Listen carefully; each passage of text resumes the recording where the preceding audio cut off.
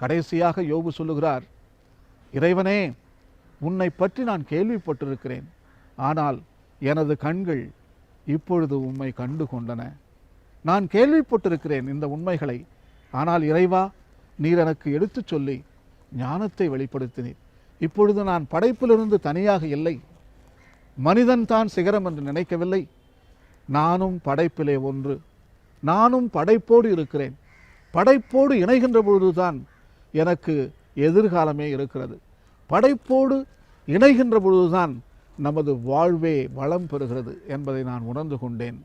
நன்றி இறைவா, நன்றி இறைவா என்று இறைவனை பார்த்து புகழ்கின்றார்.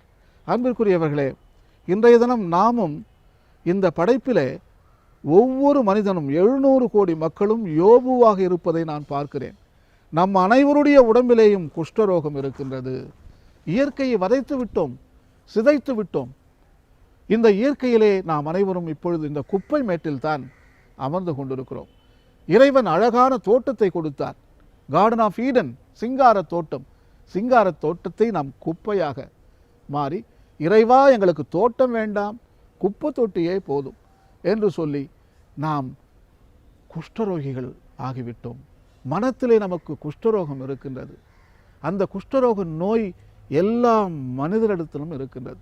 இன்றைய தினம் யோபு கேட்ட அதே கேள்வியைத்தான் நாமும், இந்த பூமி வெப்பமடைதல், கிளைமேட் சேஞ்ச், குளோபல் வார்மிங், தண்ணி இல்லாமல், உணவு சரியாக கிடைக்காம, மனதில் நிம்மதி இல்லாமல் யோபுவை போல் குப்பத் மேட்டில் அமர்ந்து கொண்டு இறைவனை பார்த்து நாம் கேட்டுக்கொண்டிருக்கிறோம். இறைவா, எதற்கு இதெல்லாம்?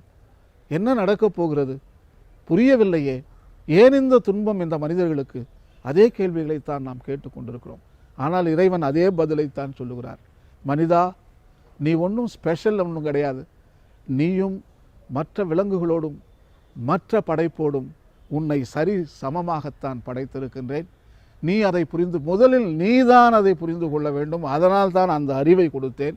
ஆனால் நீ அந்த அறிவை வைத்து மாறாக புரிந்து கொண்டிருக்கிறாய். இறைவன் சொல்லுகிறார், படைப்பில் தான் நமது எதிர்காலம்.